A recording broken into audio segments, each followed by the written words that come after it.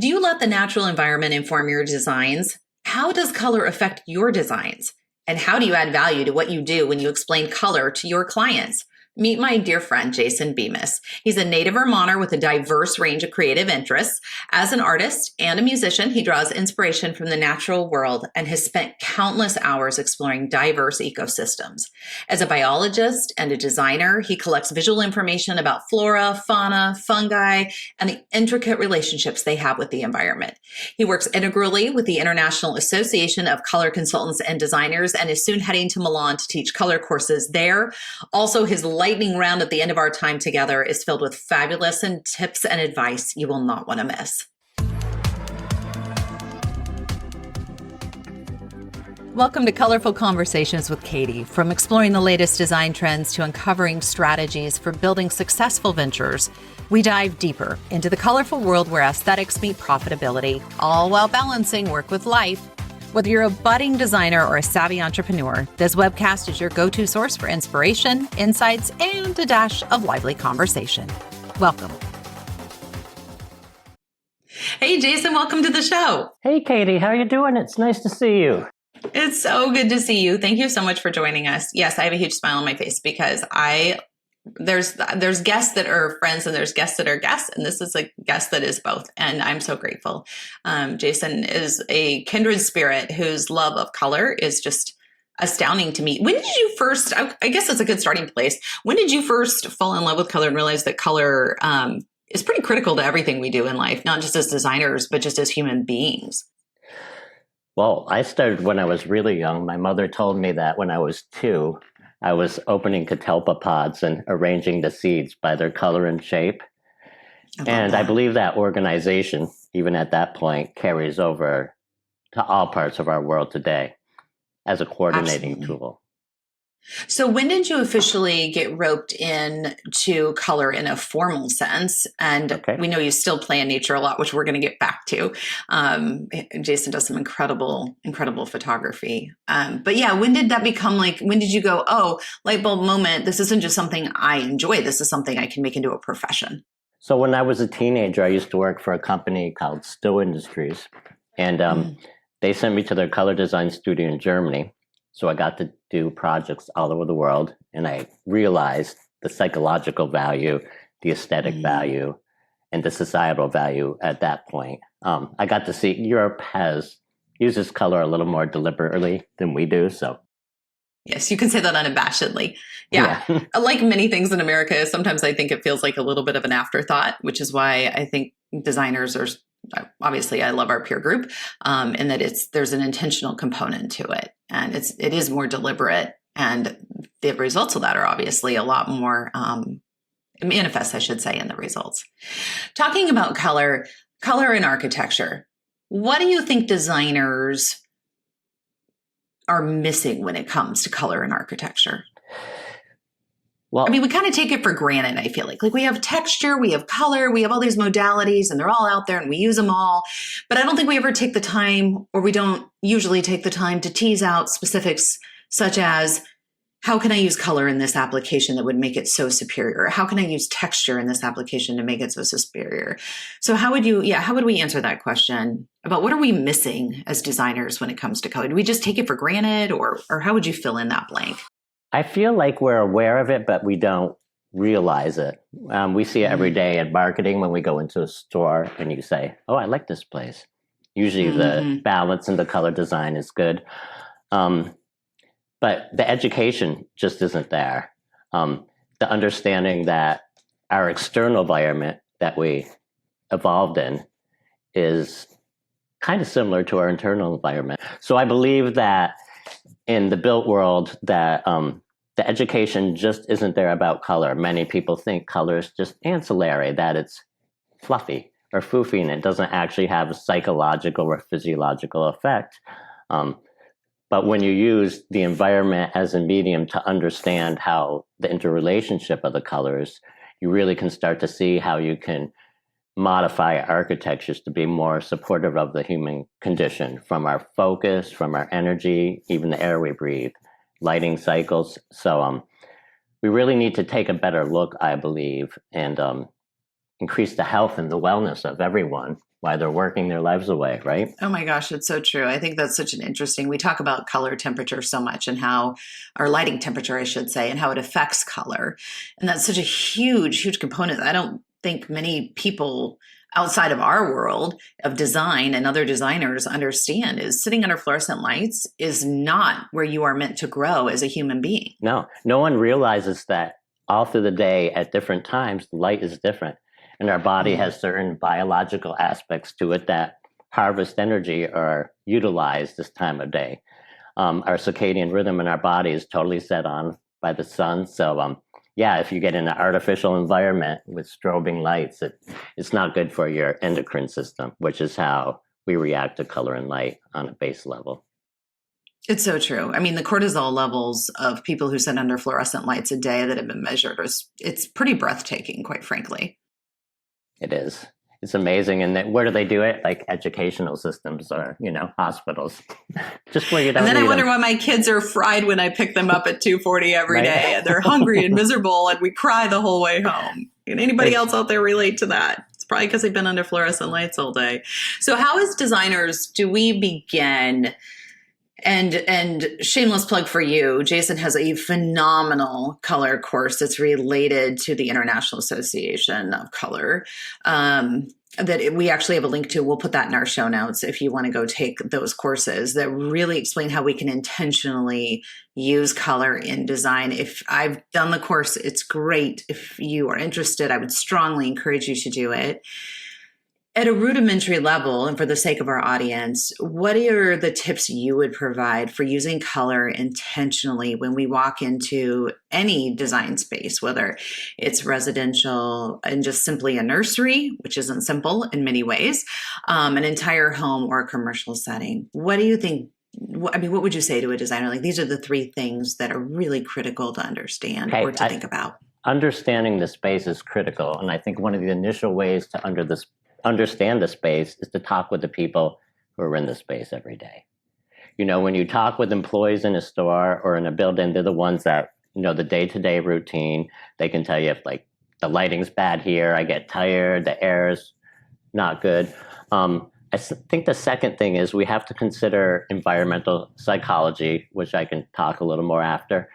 But the organization of colors within the environment creates a powerful effect.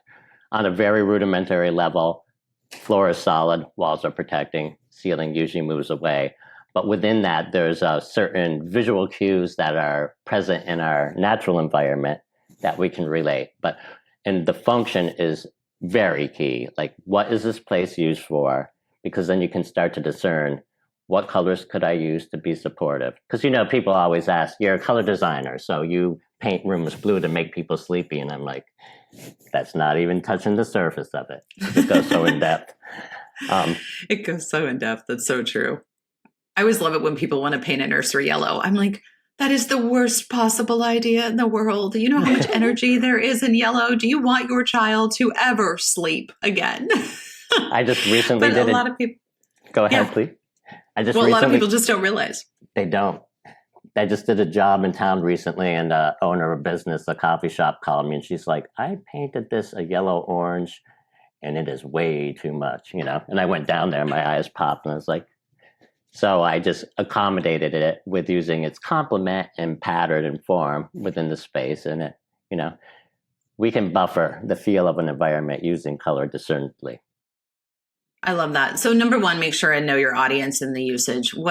Who's in the space? What do they want out of the space? How do they interact with the space? Well, usually, I think, yes, it's so important, especially like in a factory or a place that has a lot of organization, like a hospital. There's so many different levels of organization and so many specific environments that require certain needs.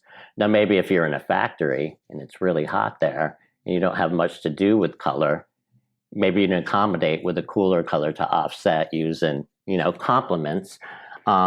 Whereas maybe it's in a store, the organization of trying to arrange things visually so they're easily well received, I guess you could say. I think and even say that again. I started to space off from the question, I think, so you can pull me back in. Well, no, I was just thinking about applying that in a residential application. The energy levels, I'm thinking back to remember those really special red kitchens we had back in the day. Oh, I know, right? Oh my gosh, I'm okay letting those be dormant for a hot minute. But thinking about, even what you put into your bedroom is going to be so different than what you put into your kitchen or your dining, or understanding color for each of those rooms, because especially in a residential application, we have such unique uses for each space, and they're not necessarily always big spaces either. So how do we maximize the color to the functionality and the people there? How do designers explain this to clients? Because I think sometimes when we talk to clients, we have a real, not sometimes, we do have a real opportunity to add value to what we do, but sometimes it feels shishi foo-foo or kind of floaty, for lack of a better word. How do we bring this down to substantive understanding and explanation to them? Well, that is what I'm very concerned with the IICC, is the scientific reasoning behind it. I don't believe that any one specific opinion about something, you can hold in gold. I think you need to, when you're dealing with things that can affect people's health, you really need to consider the information and make sure it's scientifically valid. Because one thing that's very important but can be very dangerous at the same time is trends. And sometimes people will post an image of something in architecture that breaks many color rules, and psychologically you wouldn't want to be there for a long time, and everyone says, hey, they did it, this is great, when it's really for show. And we always need to consider, are we in the space for a long time so it can affect us, or are we just moving through quickly?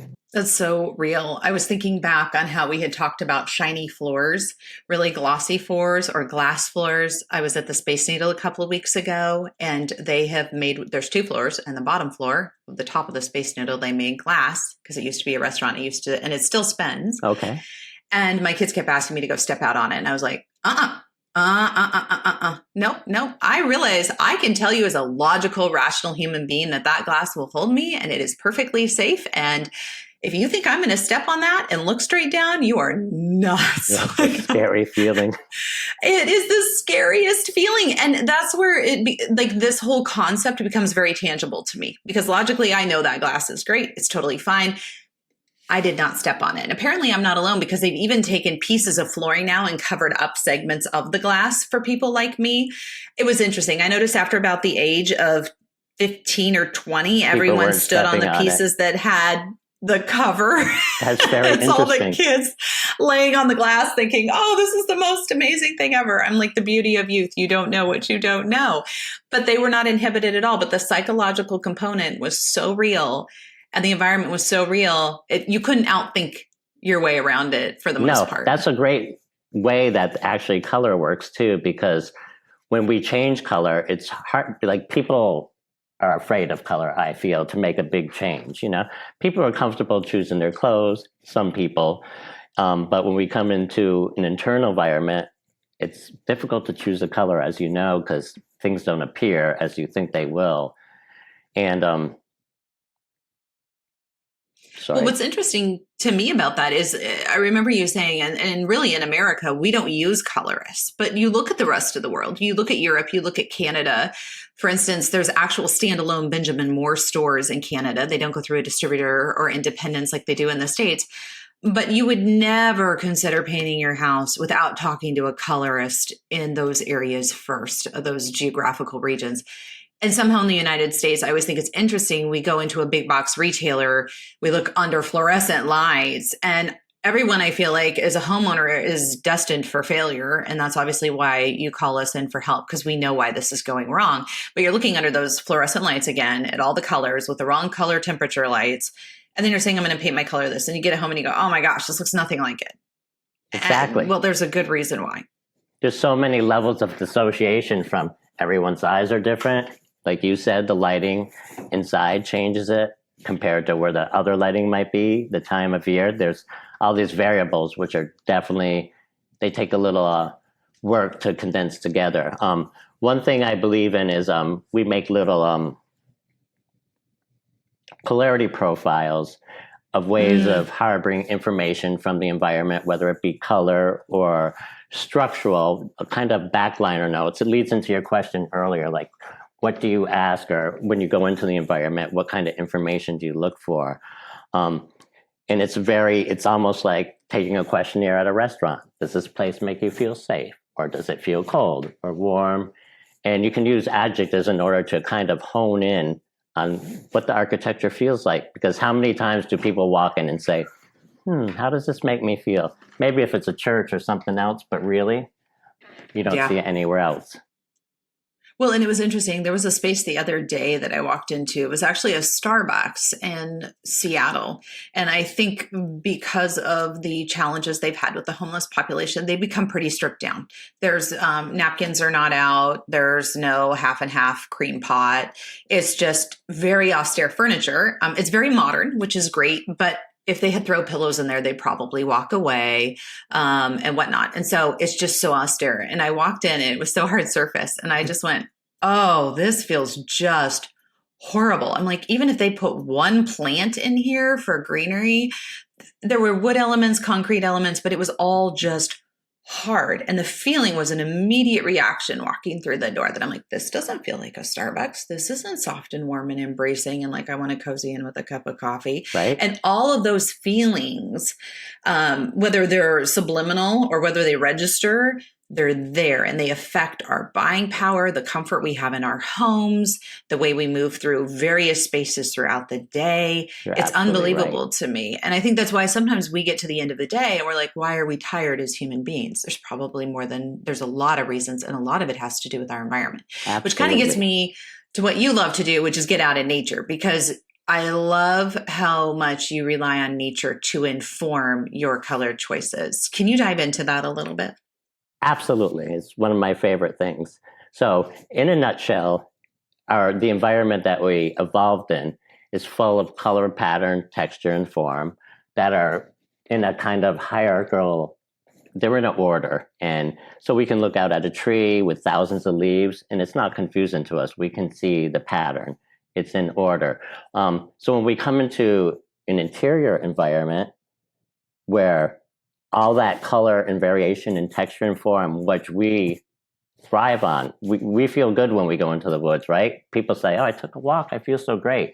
It's because nature bathing. Yeah. Yeah. We require a certain amount of stimulation in order to feel okay. So when we go inside and we make no texture, pattern, color, it doesn't relate to the environment at all, doesn't relate to the sun. Of course, our body's like, where are we going to be? So I've also, within the natural environment, the plants and the insects and the fungus and the trees co-evolve together and actually form the colors we have now. We kind of evolved into that. So I think it's very powerful to look to the environment, look at the systems, look at the way colors organize, because it's never arbitrary. It's either functional or structural. A hummingbird isn't just arbitrary colors. It's all in some kind of proportion. And I like to try to create tools to harvest color connections and harmonies from the environment. And a big part of that is proportion and space and intensity, all those little rules of color that seem not very important until you actually start working with color in a space. I feel like especially when you make a mistake, I want to say mistake because sometimes it's intentional too, but one thing that I love that you discussed is the order of color in relationship to the environment. For instance, like we would typically never paint a ceiling black. Well, why is that? Why does that feel oppressive and horrible? Because black in nature is found in dirt and that goes on the bottom, right, not the top. So that starts to push us down emotionally, psychologically when we're in that space. That 9-foot ceiling can feel like it's about 6 and it's crowding in on us in a really intense way as compared to laying it as a base later, doing the darker floor. And I mean, even just traversing through nature with dirt being black, moving into the greens and white. We find white in the clouds. Like when we follow that methodology and we bring that into the unnatural environment, it automatically feels so much better to us as human creatures. It really does. Yeah. Well, I mean, even thinking through them. I really enjoyed the classes with you when we make the models. You can make small cutout models to kind of visualize in real life, because it's all about looking at something that you can't see yet and imagining what it is. I really like ontological design. A number of people have talked about it before, but creating the environment and affecting the environment so it in turn affects how you feel. So we kind of reprogram ourselves epigenetically by trying to create better environments, and we should adapt to it. I feel like this consciousness is slowly opening it up. I totally agree. You even think about like a spa palette wasn't just arbitrarily named a spa palette. There's a very good reason why those colors, those greens and blues and creams and chocolates are soothing and soft. And so whether we know it or not, this is happening. Yep. And we can intentionally embrace it, and then marketing it to clients so that they understand, I didn't just choose this because it's a pretty color or it goes with the pillow I used as my inspiration point. There's actually this psychological component that you shared with me, how you want to feel in this space. If it's your office, I want you to feel like you can think or create or do, or if it's your nursery, I want your kid to go to sleep, or if it's your kitchen, I want people to feel alive and entertained and taken care of. And I think just giving words to that helps our clients understand so much that it's not just a pretty color. Absolutely. Because the trail to understand it is, it's kind of lengthy sometimes. So yes, getting down to that simplistic. So the people that live there can understand, because if they're okay with it, then, you did a good job if they feel good about it. But people don't really know what they want. And it's difficult to understand color if you're not great at it. And, there's a higher amount of men that have color blindness, and women are evolving to see color better. So I suspect we'll have more women color designers. Yeah. Interesting. I did not know that. Tetrachromopia. It's a fourth cone. So yeah, there's your vision's getting better and better, and which makes sense biologically. Which makes sense biologically because in the hunter gatherer, the women usually dealt with those nuances of the colors of foods and berries and their properties, and that ability to see color was so important to our evolution, understanding what foods are safe and dangerous. So it makes sense to me. It makes complete sense to me. And if you guys want to learn more about this, sign up for the seminar and take it. There's so many color seminars out there. This is the one that's actually part of the International Accrediting Association for Color. That's not its formal name, but there's a bunch of spinoffs and versions that have been created by numerous people, and no disservice to them. But this is the juggernaut and the true reputable organization that is operating on a global platform, speaking into the world of color, which I think is incredibly valuable, which hopefully you do too, after hearing what Jason has had to say. We always talk about too on this podcast, scaling our businesses to our lives and keeping not just the professional going, but the personal going. Mm-hmm. How have you managed? It almost seems like you have a perfect work-life balance, because when you go out in nature and you fulfill that personal component, it's also really informing your work in a lot of ways. How do you keep that balance symbiotic and appropriate? And what would you say to designers today who are just struggling with that balance? Yeah, well, designing is a lot of inspiration, and I'm an artist also. And when people say you're an artist, paint this, you can't always come to that inspiration right away. So I believe looking around for inspiration from your environment, go to some architecture, look at it, because my dad always said everything's been designed before. If you look at the environment, everything has definitely been designed. So it's looking at other things that work. There's nothing wrong with that, and a little research. But for me, yes, I collect information and data from the woods. I see the patterns. I see a flower or something that reminds me of something, or the structure might relate to a piece of architecture, because the structure and color are so succinct. And it is a nice balance, because if I get on the computer and I don't get out in the woods, I'm a little perturbed, and I can't always understand why. I'm like, I should have gone on a walk. Because I think it works the same as in an interior. If the environment is keeping your attention comfortable, your mind doesn't go racing off, kind of at a homeostasis. That's a really interesting point. And one thing I love about color is how accessible it is. So I think too, you're a single dad, you've got kids, I've got kids. My kids love color. Whenever we get into color, it doesn't matter if it's an afternoon of, even if I can't drag them and they're not going into the woods with me and they're not having a hike, which happens pretty frequently, I can usually lure them into some sidewalk chalk. It's amazing how inspirational that can even be, to sit there with the colors and patterns and shapes just playing in the driveway with sidewalk chalk. I think sometimes we feel we have to go, and don't get me wrong, I love going to a beautiful museum and seeing a Monet, a Picasso, a Rembrandt, and feeling all of that. Sometimes it's just not always tangible to fill up the creative cup. And sometimes it is just as simple as, here's a Crayola, sidewalk chalk piece.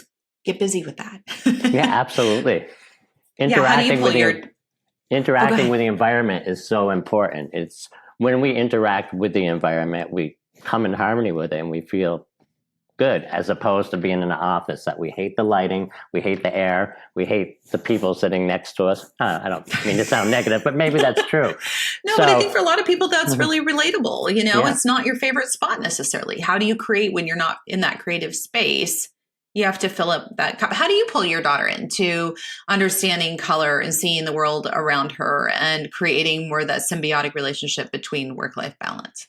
Well, she took color to a completely another level from me, and she is so saturated color, but it works. That's awesome. She took the pink and the fuchsias, but so a lot of what we study about our color charts were designed by Munsell in order to make a system that would work for everyone. But as I looked into it, his institute, he made books for children, and he said, we're terrible at color because we don't teach our children.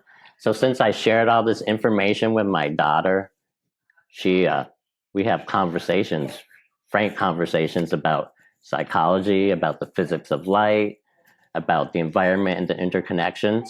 So just the fact that I gave her that knowledge, she's taken it way beyond me. That's amazing. I love that. Okay, rapid fire round. I hope you're ready for it. Okay, I'm ready. Let's do it. What is a book that has most changed your life? The book that has most changed my life, I would have to say, is The Prophet by Khalil Gibran, because it's full of very connected life truths that I enjoy. I love that. We'll put a hyperlink to that in the show notes. But I have to add one more. I have to add one more. Yeah. Okay. Starting at a young age, and I think it's good. So when I was little, I had this book called Be Nice to Spiders. And it was about a zoo, and there were a bunch of flies, and there were some spiders, and the zookeeper said, hey, get rid of all the spiders to the kid. And he did, and all the flies came back. And so they brought the spiders back. So it taught me a good environmental, ecological lesson.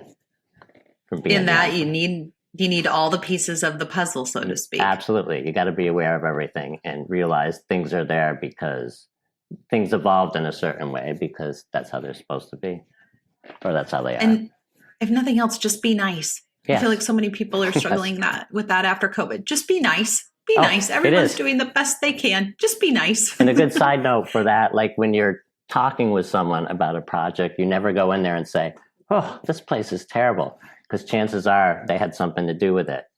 You say, so true. You be nice about it, right? Sorry, I just had to say, you say, maybe you could do this. Go on. Sorry. Yeah. Or this is a great starting place. Let's take it to the next level. Absolutely. Yeah. That's a great one. Looking back, and it was yesterday, I'm sure. It was for me anyway. Yes. What would you tell your 20-year-old self? What piece of advice? I would say follow your intuition and your heart and your inspiration, which seems depleting at times, but I think of all the times in the past when I could have really, whether it be an idea you wanted to go for, but you just weren't sure, or a change in your life. It's easy to get all pragmatic and logical, and this is what I need to do. But sometimes I would tell myself, like, don't be scared. Just do it. Go ahead. Just do this. I think give yourself the permission. Yeah, give yourself permission to run after it. Absolutely. Yeah. Yeah. It's really good. I love that word pragmatic, because I think sometimes we can talk ourselves into and out of a lot of things. Absolutely. Instead of just telling our mind to shut up for a hot minute, which I have to do, and just saying, this just doesn't feel right. And I can't explain that. Like, we had this with a client. It just didn't feel right. Didn't do it. So glad we didn't do it because, as I like to say, time is the teller of all tales. It is. And time told the tale. And it was so good we did not get on that train. Right. It's great when you know it's not the right thing, isn't it? I mean, sometimes you don't get that resolution. No. But, sitting here in my mid-40s, it is nice sometimes to be able to say, oh, now I know the why. Sometimes it just takes a lot longer, but it's usually out there somewhere. It is. It usually is. I like your thinking, Katie. Right back at you, Jason. Mm-hmm. Okay. Best time management hack. How do you keep all the wheels on the bus? What have you found works? For me, best time management is, again, it's probably going to sound a little arcane to other people, but I lose track of time unless I go into the woods and lose track of time to organize all my time when I'm not in the woods. Because I have so many things going on, I can't sometimes slow down. Making a list is pointless because I'll get lost in a mystery making a list. So getting away, quieting down, looking at the color from the environment, thinking about what I do, and for me, that's been the best thing for me, personally. I think that's so wise. It kind of goes back to what we were saying about pouring out of an empty cup, but I always like to use the analogy of a wind-up car too. Wind-up cars can't go forward fast until they pull back. Right. And I think as human beings, we have to pull back. And what that looks like, if it's time in the woods and recalibrating, if it's the glass of wine, the bubble bath, the meeting a friend for dinner, whatever it is, reading a book so you get that introverted time, just something. And I think going back to giving ourselves a permission, it doesn't even have to be design related, because as creative creatures, all of our inputs, back to ontological design, shape our outputs. Yes. And so taking the time to wind that car, so to speak, so you can move forward in a more fluid, intentional way is huge. Absolutely. Well said. Oh, right back at you. Thank you, Jason, so much for joining us. We so appreciate it. What a great conversation. Thank you so much. It's been so nice. Thank you.